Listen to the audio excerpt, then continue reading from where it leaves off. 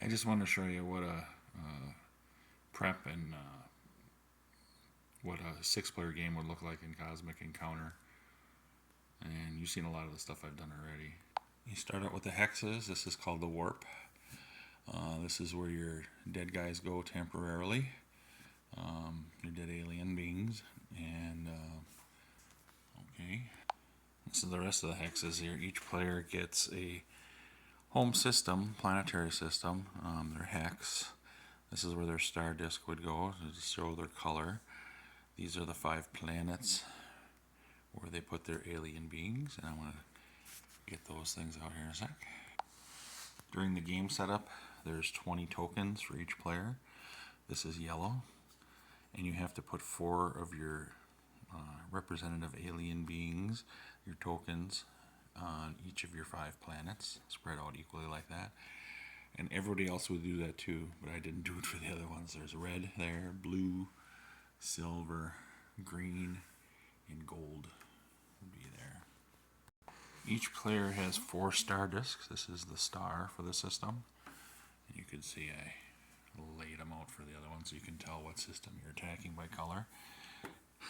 And they've got 3 more that are separate, put separate over here. They're known as a destiny pile. When this is flipped, this will determine the first player that goes first, and it'll get reshuffled, and then it'll determine what defensive system you're going to attack. This would be the defensive system, not necessarily defensive player. I have an owie from moving some stuff, so don't worry about that. And in the old game, it would determine the defensive player and the defensive system. But now with moons and other stuff that we've added, that's changed. So we'll get to that in a sec here. Each player starts out with 4 lucre on their star disk. Lucre is basically money that involved in the game where you can, if you've lost tokens to the warp, you can buy those tokens out at a certain time. There's cards involved in this game, and you can buy cards for your hand, and they also add in the total when you're attacking somebody as both the offense and defensive player. Those are called the main players when they're all I'm talking about both of them together. Each player then gets 2 moons. They look pretty nice against the background there. I like the Mayfair better. This is Eon's moons. They're very flimsy and cardboardy, and they only have the title of the moon and the number on it and what type of moon it is. You have to refer to a chart to see what it actually does. The Mayfair moons have that written on the moon. They're bigger moons, but we'll get into that in a while here. There's 3 types of moons: instant moons, continuous moons, instantaneous moons, whatever you want to call it, and secret moons. I don't use the secret moons, but to each his own. It does add to the game, but yeah, we'll talk about that later. Each player gets a unique alien power that breaks the rules in a certain way, sometimes even during the setup. So once the alien's determined, after you get everything out on setup for the system and everything, you might have to rearrange or change something based on what the alien power tells you to do. This one, Philanthropist, allows you to give away back cards in your hand that you think are kind of useless or bad and give them to somebody else. And there's certain rules on when you can do that. But I thought that was a weak power before, but I like it now. Now, in order to determine this, I'm going to show you something. We have a deck called the Flare deck. The Flare deck is a deck of cards that has a picture of the alien that it represents. Like this one, you can see Philanthropist is over here. That's not the Philanthropist, that's the Force. And they have a wild and a super portion to it. I can get into it later, but I might as well get into it now. If you're not the Force as an alien power, you'd have to use the wild portion of this if you wanted to during the game, which breaks the rules or helps you in a certain way. These will all help you. Or if you are the Force, if say that alien is the Force and that's what you are, you can augment your power by using the super part of this, because this makes you more tough than your power is. And discuss more about that later. But we use this deck to determine the alien powers. So we'd shuffle it and deal out the alien powers. So let's say that's the way the cards came out for each player. Then we'd grab that power from the stack of 75 and put that alien power in front of that person's hex, like right here. Like say if Philanthropist was in here, we'd put Philanthropist right here, and we'd face this toward everybody, and then we'd have the verbiage on the back that tells us exactly what it does, and it gives a history of the alien too. Then we draw 6 more of these from the deck, and we're going to add them to the real big deck of cards. Hold on a second. Don't trust me on this. I've got 6 cards here, plus the original 6 because we're doing a 6-player game. All 12 of these flares are going to be added to the normal deck, and then this deck is going to sit out, because if you tried playing with this deck at the same time with the other deck, it would go crazy. It'd be too many powers and stuff. Now with the cards that come on the deck, they have, this is what the normal deck would be with the Eon game. I've added some stuff to it, but you would have 2 type of challenge cards. Like in your offense or defensive player, you could either play an attack. There's a number card, which would add to the number of tokens on your side to get a total for the challenge. There's a compromise card where you're basically saying, I don't think I'm strong enough, but if I play this and they play an attack, I can whittle down their hand, or if they play another compromise card. In the old game, they say you could do a deal. I say it's just like nothing, because it seems like if you play a compromise card, you're either going to get something or you're going to lose tokens. Because if you can't make a deal, then you lose tokens, and I don't like deals. Like in Monopoly, making a deal in Monopoly, you just junk for junk. And over here is the Edict card that changes a portion of the game somehow in your benefit. Like this one, the warp break, you can free your tokens from the warp, play at the start of your challenge, so that's helpful. And a kicker, I use it to multiply the attack card. It's like a times card with a number on it, so that's times 2. That would make this, if you played it with the attack, 20. I'll show you during the steps of the challenge that how Eon uses this versus how I use it, because we play it at different times. These are the other 2 cards I've added. Mayfair had a reinforcement card, which is a plus card. The kickers go up to 3. You have a 3, 2, and a 0 kicker. Reinforcements go from 5 to 1, and you can play as many as you want. And that adds to the total along with the only time you use it is with an attack card. It adds the total to keep making the total bigger and bigger. And I used one of their blank cards because I don't write well. As a war card, that's a challenge card that would be with when you have the main players, and I'll go over what that is. It's what happens when you in a challenge when you use that here, but basically what that beats an attack, it loses to a compromise, and both sides lose if you play a war card. There's not many of them in. There's usually 5 or 6. I play with 6 because there's 6 players. But I'll show you what those do here in a sec. And I forgot about the flare card that I just talked about too, that benefits you in a certain way. And in a 6-player game, there's only 12 of those. The numbered cards, they go up to 40 and they go down to 1, and they're not all representative in the numbers, so you have to check. So it goes from highest one's 40, next one down to 30, next one down to 20, and then 18, and there's multiple versions of them, and there's a whole bunch of compromise cards too. So in the beginning, every player is dealt a random 7-card hand, which could be a mixture of any of these cards. And so this could be a 7-card hand for Philanthropist here that I have out. So let's pause it again. That's the size of the deck minus a couple cards there. So there's over 100, maybe 110 cards or something. or more in the deck. When a card is played and it's over with, it goes to the discard pile, and that's placed face up in the game. So you got a stack of cards that'll be face up, and when the deck runs out, the discard pile gets shuffled and becomes the new deck. The goal of the game is to get 5 outer bases outside of your home planetary system. These are your home planets and your home planet bases here. These would be outer bases, or called foreign bases, what you get out here. And a base just involves having one or more tokens on a base. So that's one base. That's still one base. This would be considered 2 bases if you conquered these planets that had those tokens on there.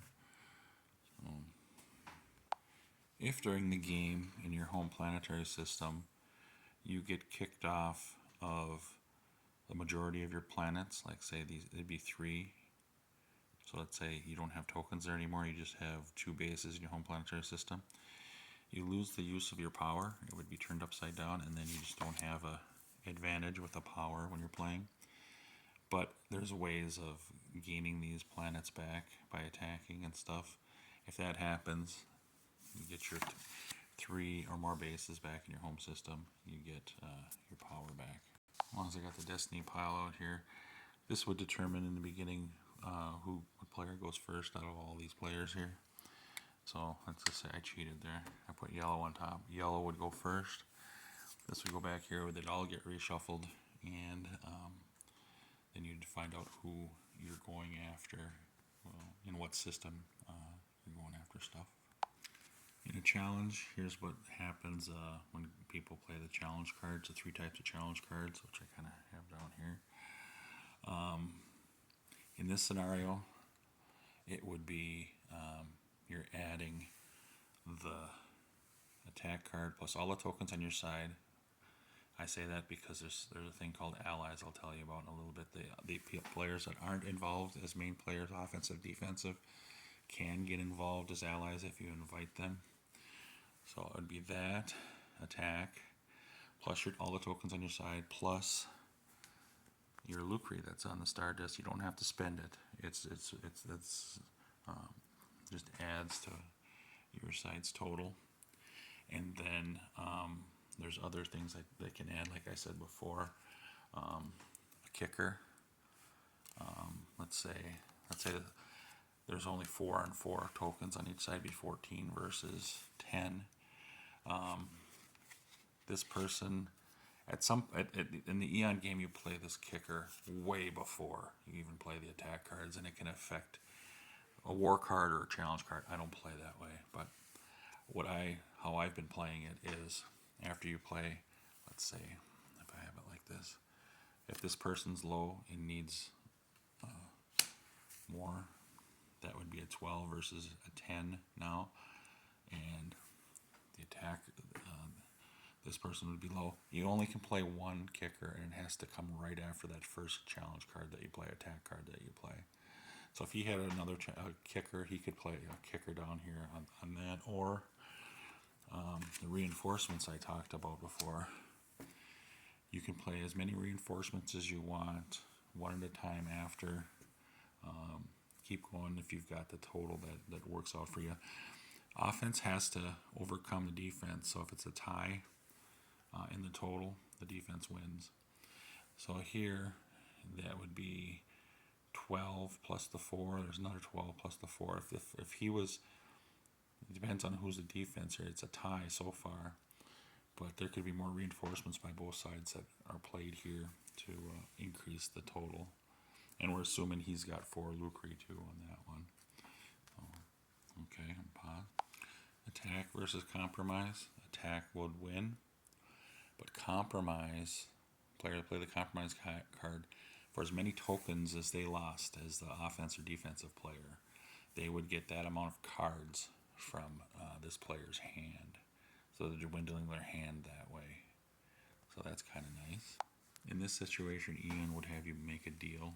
And like I said, I don't do deals. I just say, okay, it's successful. Nothing happens, but you wasted one of your challenges. A turn I'll tell you later. It has 2 challenges in it. If you win or deal on the first challenge as offensive player. Otherwise, in Eon, you got 1 minute to make a deal that involves trading cards or a base or a mixture of that. It's rare you see a war versus war. These are the challenge cards again. This is both sides lose. So their tokens will be ended up in the warp along with the allies that are involved. This is like a attack versus compromise situation. War would win. Attack gets consolation. That's what they call it from the war person. Buy as many tokens as they lost to the warp. They're personally, they would get cards from that person's hand. And the dreaded war versus compromise. War loses.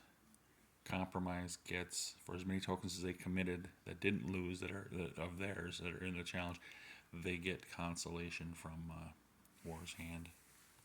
Here's the cone I didn't mention earlier. This transports the tokens into battle. And pretty much consider that your tokens are magnetized to these planets. You can't move them around except if they go into the warp and they come back, you can put them anywhere. Or if you put them in the cone and they come back, you don't have to remember where you put them. You can put them anywhere where you have a base. This is the offensive end, where the offense and offensive allies tokens would go. This is the defensive ally area right here, and this would be the defensive planet here. So if somebody was attacking, it'd look like that. If somebody was attacking yellow. These are steps in the challenge. Remember, you get 2 challenges if you win the first challenge, or deal, or tie, whatever you want to call it. A successful challenge. The first one only, you collect 1 Lucre, so this person would get 1 Lucre on their disc. They can buy tokens for Lucre out of the warp, many as they want. This I usually change it because it says regain a token out of the warp. That should be first before number 2, I think. I would say you just take a token out of the warp and put it anywhere on any of your bases, anywhere in the area. You flip the destiny pile. So if you're yellow and you flip yellow, it's interesting. You can either, in this situation, if someone else was, let's say this is a token on this planet here, you could attack that person, get them off your planet if your tokens weren't there. Or you can attack one of your moons, and in the original game you can look at the moons that are in your system. I don't play that way, but yeah. If you did look at them, you could see what they're called. They're instant, and the secret moon, there's a continuous one too, and you'd have to look up at a chart to see what they are. This is a worthless moon. Ugh. And this moon, I think, this moon allows you to take all your tokens out of the warp and put them in your base. It's kind of like that one warp break does, so I don't like that. It's kind of like a duplicate. So you got that. There's no allies involved if you do a moon challenge. If no one's on the moon, boom, you flip it over, look at it, and see what it says to do. If there's another player on that moon, like say red was on this moon, you could challenge red if you know that's a good moon to have, a beneficial moon. Some moons are bad, some moons are good for you or for everybody, changes stuff. So you would challenge red. Let's say it was gold turn, they pulled yellow.